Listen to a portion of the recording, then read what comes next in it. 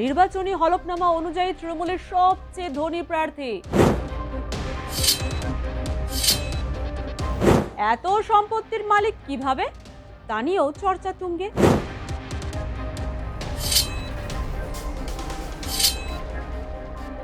কিভাবে আঙুল ফুলে কলা গাছ হলো তৃণমূলের এই প্রার্থীর? বাপরে বাপ, এ যেন ধনকুবের প্রার্থী। নির্বাচনী হলফনামা অনুযায়ী তৃণমূলের সবচেয়ে ধনী প্রার্থী, কোটি কোটি টাকার সম্পত্তি, দুবাইয়ের মতো জায়গায় বাড়ি, কি নেই, সোনাদানা থেকে গাড়ি বাড়ি, তাক লাগানো সম্পত্তির মালিক, যেন লক্ষ্মী দেবীর বর পুত্র।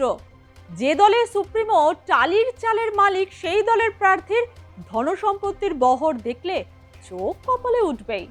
শুধু কর্তার নয়, গিন্নিরও সম্পত্তির পরিমাণ নেহাত কম নয়। এত সম্পত্তির মালিক কিভাবে, তা নিয়েও চর্চা তুঙ্গে।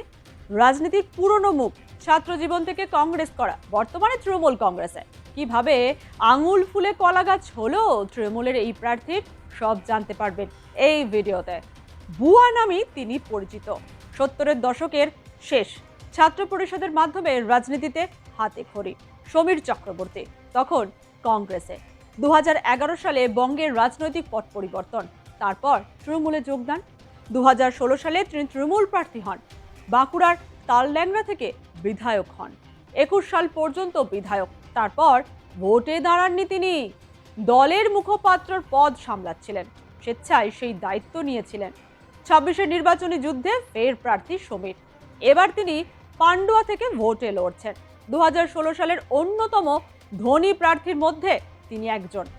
জানেন কি তার ভাণ্ডারে আছে কত ধন, তার স্ত্রী বা সম্পত্তি কত, কি বলছেন সকলের পরিচিত বুয়ার হলফনামা?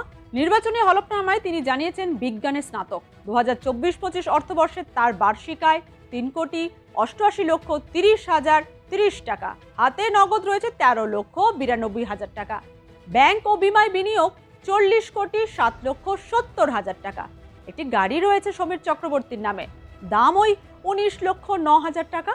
750 গ্রাম সোনা রয়েছে, যার বাজার মূল্য 68,31,000 টাকা। মোট 41,09,20,000 টাকার অস্থাবর সম্পত্তি রয়েছে সমীরের। স্থাবর সম্পত্তির মধ্যে সমীরের নামে রয়েছে 4টি বাড়ি, একটি রয়েছে দুবাইয়ে, অন্য একটি উত্তরাধিকার সূত্রে পাওয়া। বাড়িগুলির বাজার দর মোট 26,80,00,000 টাকা। তৃণমূলের এই বিত্তশালী প্রার্থীর 2016 সালের মনোনয়নে জমা দেওয়া হলফনামা অনুযায়ী স্থাবর ও অস্থাবর মিলিয়ে সম্পত্তির পরিমাণ ছিল ওই 40 কোটি টাকা। এখন তা বেড়ে 68 কোটির ওপর।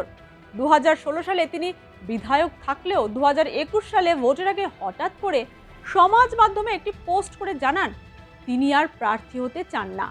21-এর প্রার্থী হননি, দলের হয়ে প্রচার করেছিলেন। 2026-এ ফের প্রার্থী হয়েছেন তিনি।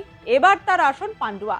4 দশকের লাল দুর্গ ভেঙে সবুজের উত্থান, আর তারপরে গেরুয়া শিবিরের চ্যালেঞ্জ। তৃণমূল কংগ্রেস পরপর 4বার সিপিআইএম এর কাছে পরাজিত হলেও লড়াই ছাড়েনি, বলা ভালো হাল ছাড়েনি। 2011 সালে সিপিআইএম এর শেখ আমজাদ হোসেন তৃণমূলের নার্গিস বেগমকে মাত্র 397 ভোটে হারান। 2016 সালে আমজাদ হোসেন আবারও জয়ী হন। সেবার তৃণমূলের সৈয়দ রহিম নবীকে 1392 ভোটে পরাস্ত করেন। 2021 সালে পরিস্থিতি আমূল বদলায়। সিপিআইএম তৃতীয় স্থানে নেমে যায়, এমনকি বিজেপিরও পিছনে। হুগলি লোকসভা কেন্দ্রের দুবারের সাংসদ রত্না দেইনাক তৃণমূল কংগ্রেস হয়ে 31,858 ভোটে বিজেপির পার্থ শর্মাকে হারিয়ে দলের প্রথম জয় এনে দেন। সিপিআইএমের ভোট শতাংশ 2016 সালের তুলনায় 25.14% পয়েন্ট কমে যায়। অন্যদিকে বিজেপি 2016 সালের তুলনায় 23.59% বৃদ্ধি পায়। লোকসভা নির্বাচনে পান্ডুয়া বিধানসভা অংশের ভোটের প্রবণতাও উল্লেখযোগ্য।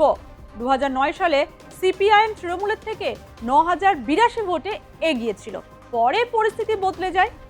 তৃণমূল সিপিআইএমের বিরুদ্ধে 7,480 ভোটের লিড নেয়। 2019 সালে বিজেপি 702 ভোটে তৃণমূলকে পিছনে ফেলে। 2024 সালে তৃণমূল কংগ্রেস 25,786 ভোটে বিজেপির থেকে এগিয়ে যায়। 2021 ও 24 এর ফলের ভিত্তিতে তৃণমূল হয়তো কিছুটা নিশ্চিত থাকতে পারত, কিন্তু এসআইআর প্রক্রিয়া সেই নিশ্চয়তায় ভাঁটা ফেলেছে। এখন দেখার এই দীর্ঘদিন পর প্রার্থী হয়ে শাসক শিবিরের আস্থা কতটা ধরে রাখতে পারেন সমীর চক্রবর্তী মহাশয়? একসময়ের তৃণমূলের সেনাপতি এখন বিজেপির ছাতার তলায়। ওদের পাড়ায় আমার প্রচার করার সুযোগ আছে, আমাদের পাড়ায় ওদের সুযোগ আছে। মুসলিম ভোট বাদ দিলে কত ভোট পেতে পারেন রাজ্যের বিরোধী দলনেতা শুভেন্দু অধিকারী? নন্দীগ্রাম রাজ্য রাজনীতির অন্যতম ব্যাটল গ্রাউন্ড, যে ভূমি ব্যবহার করে একসময় মসনদে বসেছিলেন মুখ্যমন্ত্রী মমতা বন্দ্যোপাধ্যায়। আবার সেই ভূমেই হারের ধাক্কাও সামলাতে হয়েছে তাকে। এই নন্দীগ্রামে বড় ফ্যাক্টর শুভেন্দু অধিকারী। একসময়ের তৃণমূলের সেনাপতি এখন বিজেপির ছাতার তলায়। জয় শ্রীরাম ধ্বনি দিয়ে হিন্দুত্বের ধ্বজা কাঁধে চষে বেড়াচ্ছেন বাংলা। হিন্দুদের রক্ষা করার কথা বলে তৈরি করেছেন ধর্মীয় মেরুকরণ। এই সেদিন সোনাচূড়ায় মুসলিম ভোট নিয়ে কি বললেন শুভেন্দু, নিজের কানেই শুনুন। কোন মুসলমান পাড়ায় বিজেপির পতাকা দেখতে পাচ্ছেন? হিন্দু পাড়ায় ওদের পতাকা দেখছেন না? আছে? আপনারা উদার। ওদের পাড়ায় আমার প্রচার করার সুযোগ আছে, আমাদের পাড়ায় ওদের সুযোগ আছে। ওদের বুথে 700-তে 699 কে প্রার্থী, মালিক না কর্মচারী দেখে না। বিজেপি জয় শ্রীরাম বলে, মাথায় টিকা আছে, তিলক লাগায়, তাই বিজেপিকে ভোট দেওয়া যাবে না। আর আপনার পাড়ায় 700 ভোটে আমি 400, তৃণমূল 250, অস্তিত্বহীন সিপিএম 50। কেন হবে বন্ধু? কেন হবে বন্ধু? আপনি কেন 700-তে 700 ফেলতে পারবেন না? কেন পারবেন না? আমরা হিন্দু মুসলমান করি না, ওরা করে।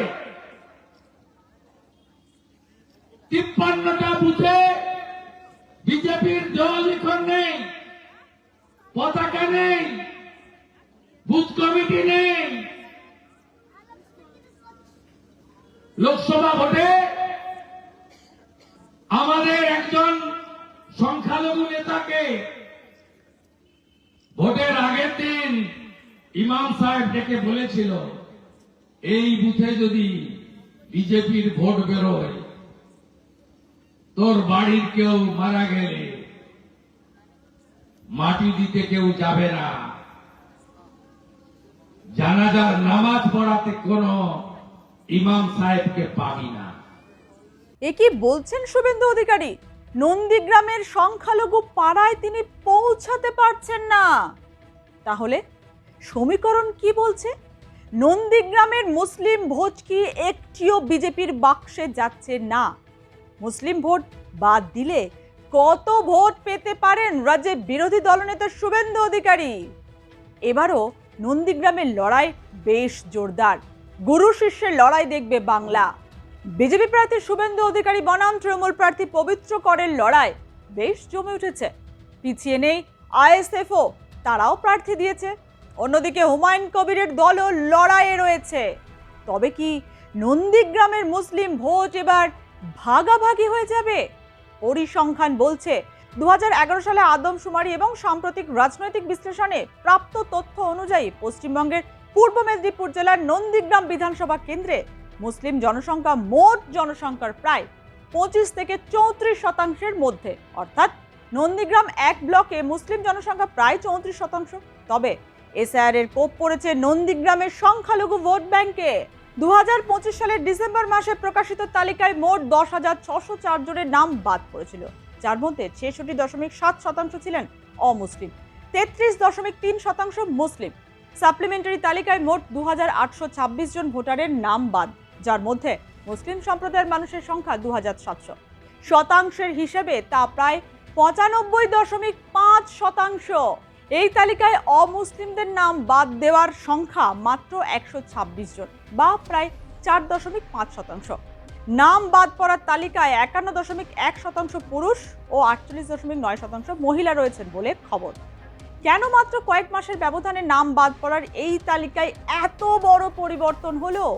কেন নির্দিষ্টভাবে একটি বিশেষ সম্প্রদায়কেই এই প্রক্রিয়ার কবলে পড়তে হয়েছে তা নিয়ে জেলা প্রশাসনের অন্দরে জল্পনা শুরু।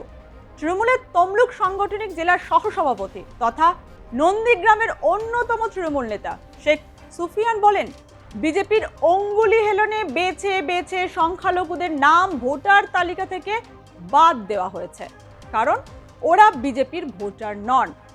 এই কারণে কি শুভেন্দু অধিকারী হিন্দু ভোট ব্যাংক ধরে রাখতে এই ধরনের বিভাজনমূলক প্রচার চালাচ্ছেন? নন্দীগ্রামের ভোট যুদ্ধ এবারও কিন্তু প্রেস্টিজ ফাইট শাসক দলের কাছে। তাই তো শুভেন্দুকে ধাক্কা দিতে তার ডান হাত বলে পরিচিত পবিত্র করকে ময়দানে নামিয়েছে তৃণমূল। পবিত্র কর কি পারবে বিজেপির বাড়া ভাতে তথা শুভেন্দু অধিকারীর নাক কাটতে? অন্যদিকে নন্দীগ্রাম বিধানসভা কেন্দ্রে ইন্ডিয়ান সেকুলার ফ্রন্ট আইএসএফ এর প্রার্থী হলেন মৌলানা মোহাম্মদ সবে মিরাজ খান। রাজনৈতিক বিশ্লেষকদের মতে তিনি কিছুটা হলেও মুসলিম ভোট ব্যাংকে ভাগ বসাবেন। মুসলিম ভোটে দাঁত ফোটাতে পারবেন না বলে আভাস পেয়েই কি শুভেন্দু অধিকারী এই ধরনের মন্তব্য করছেন? উঠেছে প্রশ্ন,